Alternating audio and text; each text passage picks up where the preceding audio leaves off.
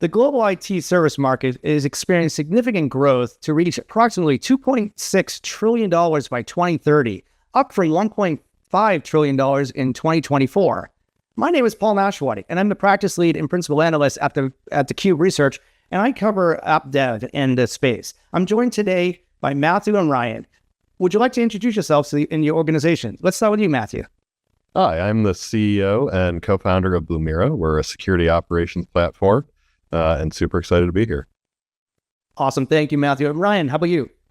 Hey, I'm Ryan Sosin. I'm a principal product manager with DoiT, leading our Cloudflow automation efforts as well as our cloud analytics tool. And DoiT is a technology company providing intent-aware FinOps solutions that helps businesses maximize their impact on their cloud investment. Excited to talk today. Awesome. Great. Thanks for being here, guys. This is a really awesome topic. I was really excited about this session leading up to it because it's near and dear to my heart. When I think of multi-cloud and what's happening in the cloud environments, multi-cloud optimization and managed services helps organizations reduce cloud spending, as we know. But it also needs to increase operational efficiencies and accelerate innovation without really adding those internal complexities, right? And when we solve these common industry challenges, the cost viability, the resource utilization, and scaling to cloud-native workflows is really imperative for a lot of organizations. So, Matthew, with that said, I'd love to get your thoughts. I mean, when we look at modernization, when we talk to the organizations about this is the number one challenge that a lot of CIOs run into. What are your thoughts around this? Yeah, it's really interesting for where we are in the market. We tend to sell into the small, medium business up into mid-market. So for a lot of them, they are just now starting to think about what multi-cloud looks like for them. And for us as in a lot of ways, we are a data company.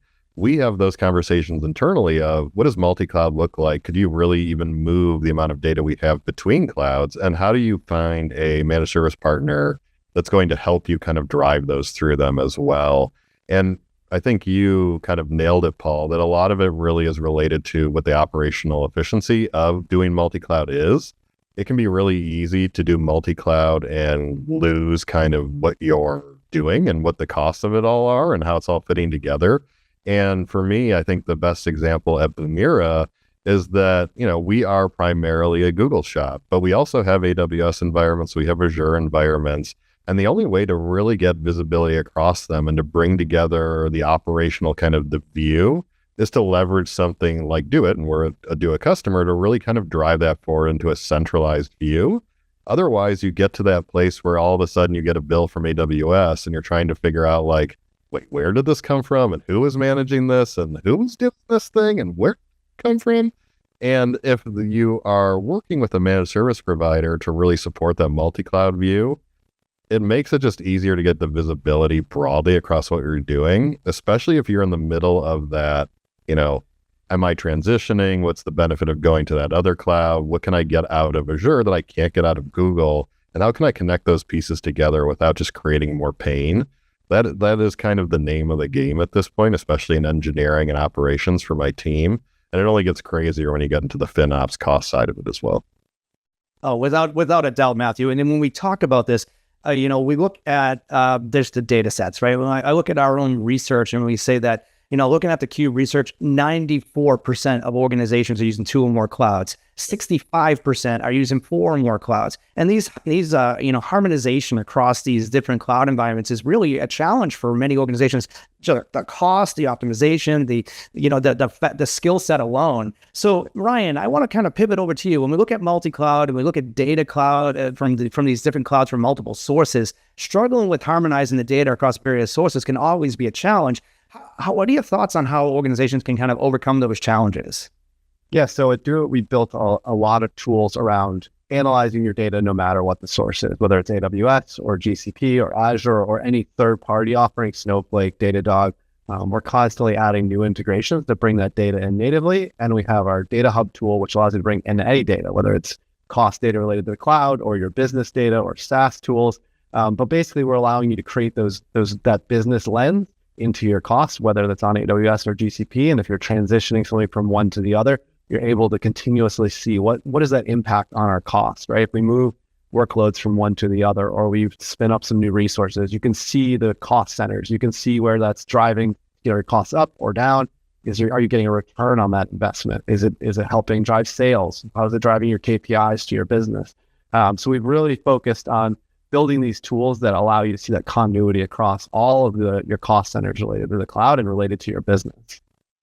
Yeah, continuity absolutely is key. Operational excellence is key, right? When we look at how to do this, depending on where you are or the organization is on their own journey, automation plays into this as a major factor, right? I mean, when we look at the maturity of organizations, some organizations are doing things very manually, trying to use those efficiencies, trying to get to that more automated approach. But automating the right things, the why and how, and the integration across different automation really, really matters. And when we look at like some things like task function automation and how that's working, Ryan, I want to start with you on this one. When we look at the automation here, how important is it for organizations to leverage automation in a cloud native era? Yeah, so it's a great question. So I've been working on our Cloudflow offering, which is our workflow automation tool. And if the first thing we looked at was these FinOps people responsible for the cloud costs, and how they were getting the action to be taken throughout their organization, right? So the original impetus for Cloudflow was, how do we allow that FinOps person who has to get an instance shut down by 75 developers, right? That's a lot on someone's plate to get all those things shut down, right? So how do we help them kind of set the needs and the guidelines, and then get someone to take action on it quickly, right? It's insights are one thing, but action is where the value comes from. And so that was where we started from, and we allowed people to then grow and use any API through the cloud providers, through AWS and GCP, to create whatever they need to do to drive the business outcomes that they're trying to drive. And we've really, we've took a strategy of trying to attack as wide a swath as possible, because everyone has different business needs and different things they're trying to drive. And so we created this tool as a way of saying, this is what's important to me to automate, right? And what we're seeing with a lot of our customers is that they're starting to first get comfortable with the tool by automating the low-hanging fruit, the things they do, the cleanup they do once every month, once every 3 months, once every 6 weeks, whatever it may be, as a way of allowing them to focus on really high-value things that require that high touch of human eyes, right? And as they continue to get more comfortable with it, they automate, they move up the list, right? Up and up and up and up, until they're really spending all their time, their human time, focusing on the highest value business drivers that can. Yeah, Ryan, that makes a lot of sense. And actually, I want to come back to a point you made, which is that innovation versus maintenance, right? And if you're kind of looking at the context of, optimizing your resources in your environment, you only have so many hours in a day. And what we're finding in our research is 67% of organizations are looking to hire generalists over specialists, and not because they don't want to hire a specialist. It's just they can't find the specialist, right? So Matthew, I want to kind of ask the same question to you with this. When we think about this journey that organizations go through, and I want to talk about your organization in particular, what are your thoughts on automation and why it's important to kind of move to that direct kind of approach versus having specialists doing things every day, like manually? What are your thoughts? Yeah, it's interesting. Like, you go back, 7 years in cloud, and you're at a point where, you may get to the end of the month and your bill's $150,000 higher than you expected. And because you didn't have someone looking every single day at what was the spend coming out of that environment of whatever cloud. If you have multi-cloud, it gets even harder at that point.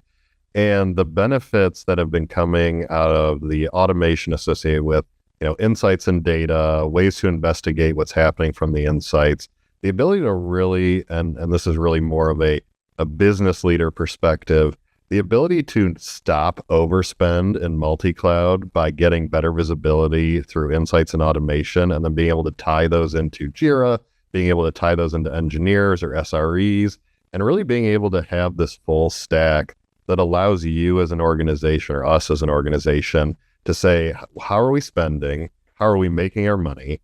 Where are we seeing the most spend? What can we do moving forward strategically to make the right decisions as an organization to say, could we go to AWS and do this for cheaper? Would we have less pain potentially associated with spikes? And how would those flow through from an automation perspective?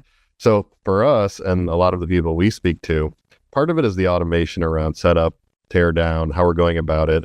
My engineers, I know, for example, are thrilled about the DoiT stuff. They were just talking about integrating into it yesterday, in fact. So from the standpoint of potential integration is huge. From the business leader perspective, I just love it because I can think back to 7-10 years ago when cloud costs and automation just weren't something you had visibility into.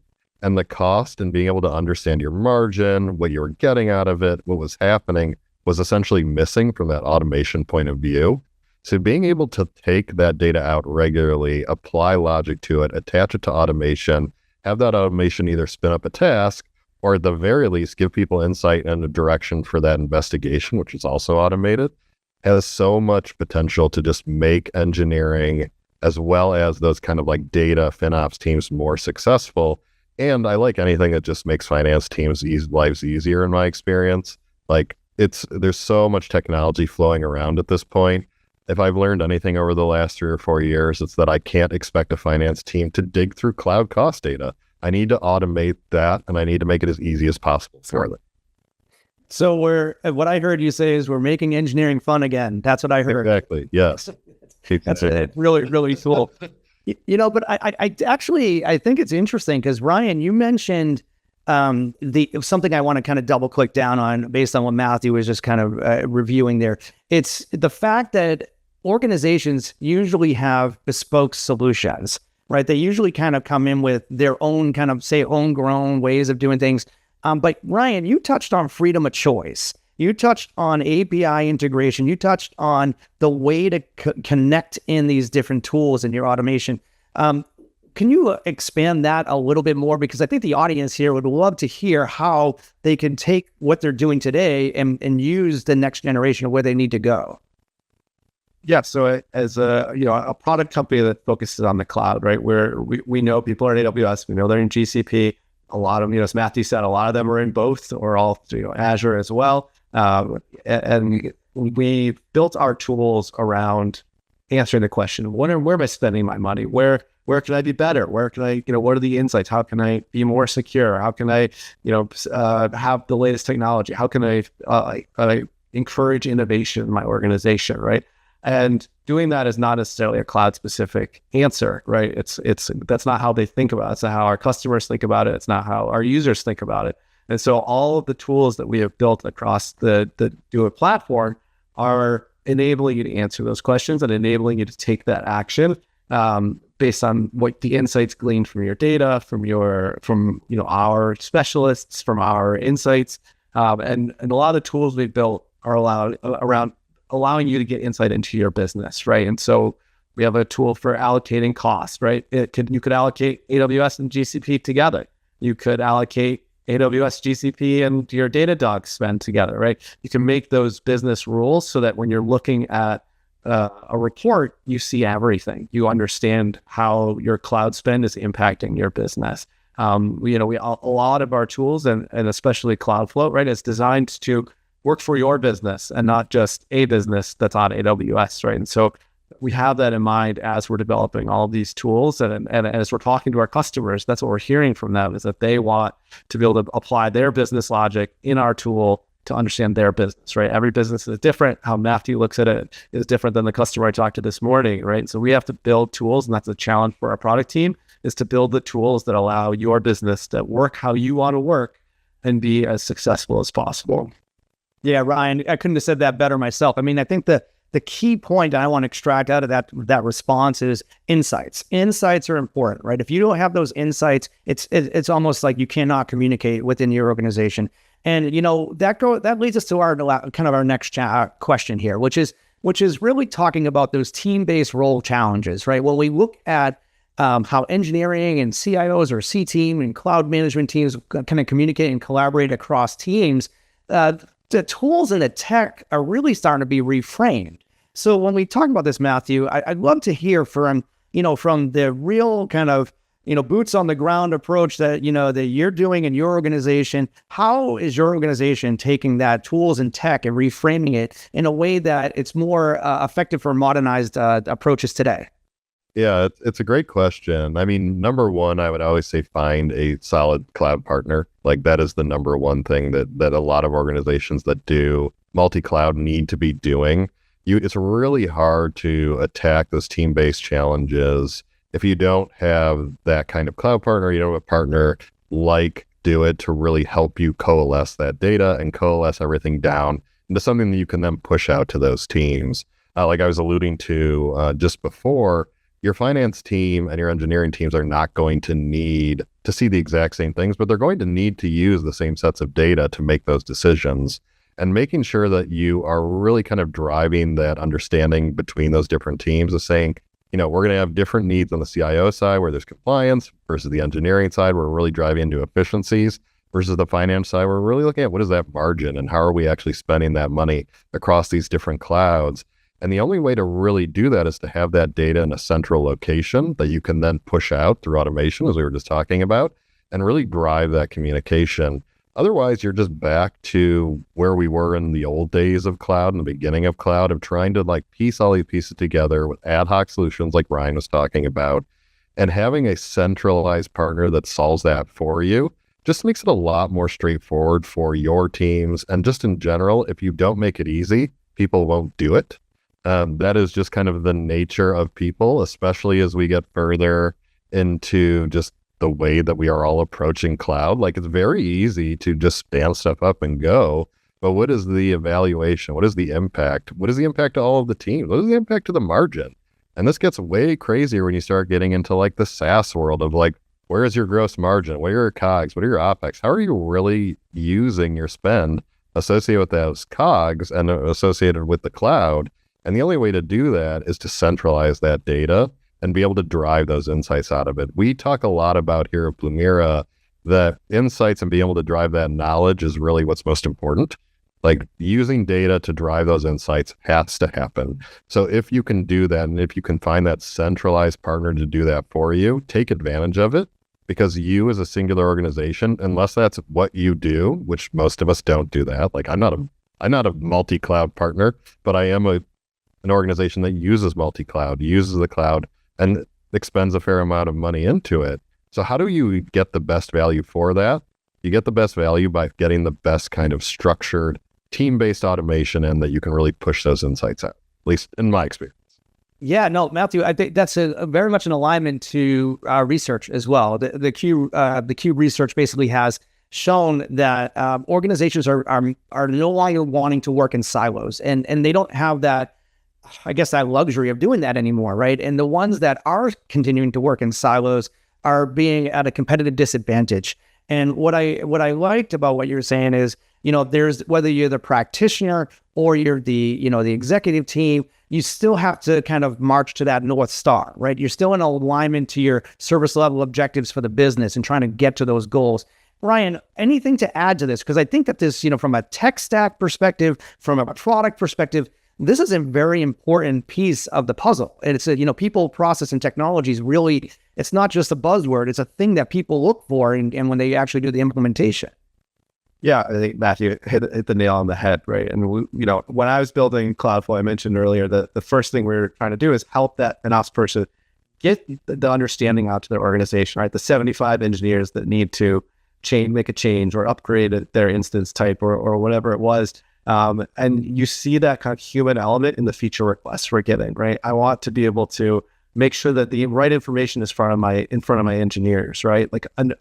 We made an approval node to take action, right? And the first bit of feedback was, I also want a notification node. I just want to let someone know, hey, this is happening. Hey, this is the rules I set up, or this is the Cloudflow that I created. And I want you to know this is what it's telling me. This is what it's telling us, right? And so communicating out what you're building, what's important to you, what are your KPIs to people within your organization, and making sure that it's in a place that they're at, right? As Matthew alluded to, and an engineer might not be going directly into to look at their cloud costs, right? But it is important to them because the business is important to them. And if you just spin something up and don't think about it, that's a problem for the business. But if you can go to where they are, you can communicate what's important to the finance or to the business or to customers in one place, you start to kind of have that communication and it starts to get top of mind, right? And then an engineer might think before spinning up, a sandbox to do a proof of concept and then forgetting about it, right? So, it's that communication and that the ability to kind of be where people are and communicate what's important and give them the whole picture, right? With all those different data points, it is really what's going to start to engender action within the organization to really control those costs and to allow for more innovation, right? That's really the key. Like controlling costs is very important, as Matthew, I'm sure, will attest, but innovation is what takes your business to the next level. And a lot of this work, this FinOps work, creates the space for those innovations to take place. Yeah, absolutely. Well, as we come to the close of our session, Matthew, I want to give you the final word. We talked a lot on this session today about, the different areas of modernization, cloud optimization, FinOps, cost savings and such. What would you advise the viewers here to do to get started, or if they're already doing it, what kind of words of wisdoms do you have to provide to them? Yeah, the first thing that I'll recommend to everyone is to find a cloud partner that will help you do multi-cloud. You will not build it yourself and get full visibility into it. It just won't happen. It's an area that if you're an organization that's just getting going, it can be very easy to forget about it. It can be very easy to move away from it. And as your organization grows, like Blumira, we are a security operations platform. We are a data platform. The growth of the company inevitably has growth of costs, growth of the need for more FinOps. So it is always important to stay ahead from your maturity curve of where you are wanting to go to, making sure that you are making those plans early and starting to implement them as early as possible, breaks down those silos, it brings forward that communication. And realistically, that's what I think a lot of us are looking for at this point in the market. I don't really care what technology you're using. We're looking for insights. We're looking for us all to be able to work together to solve those problems. And we're looking for some amount of knowledge to be brought to us. We do that in security operations, but from the standpoint of cloud partners and being able to drive that forward, a partner like DoiT to really centralize that view for you is the way that we have been able to really drive our success from that cloud point of view. The cost, like Ryan said, I'm always focused on that, but he's also spot on that if you can only do that innovation if you're offsetting that in what you're doing in cost and how you're delivering that service to your customers as well. So it all becomes this very tied together piece of the puzzle that you really have to make sure that you as an organization are working to solve that problem together internally as well as with your partners like DoiT. Thank you, Matthew. That's really is insightful. I mean, I think, from the customer's perspective of just seeing how the day-to-day operations work, it's really important for for that perspective to be, shine through here. Ryan, there's a lot here to unpack. Where would the audience go? Where would the viewers go to learn more about this? Yeah. So as I mentioned, we're really, a technology first, guidance driven company that we're trying to help you operationalize FinOps in the real world. And you can go to doit.com to find out more about what we're cooking and what we're working on and where we're focused. Great. I want to thank both of you for your insights and your sharing your thoughts on this session today. It's been great having you and joining us today. And I want to set out a big thank you to the audience for all of you that's tuned in. We appreciate you being part of the AppDevANGLE community. That wraps up this episode, and we'll be back next Wednesday for another conversation driving tools, trends, and talents shaping the future of application development. Whether you're deploying at the edge, building an AI, or modernizing your cloud stack, we've got you covered. So be sure to follow us on social. If you have any thoughts, questions, or just want to connect, you can always reach me at pauln@siliconangle.com. Until then, stay curious and stay building. Thank you.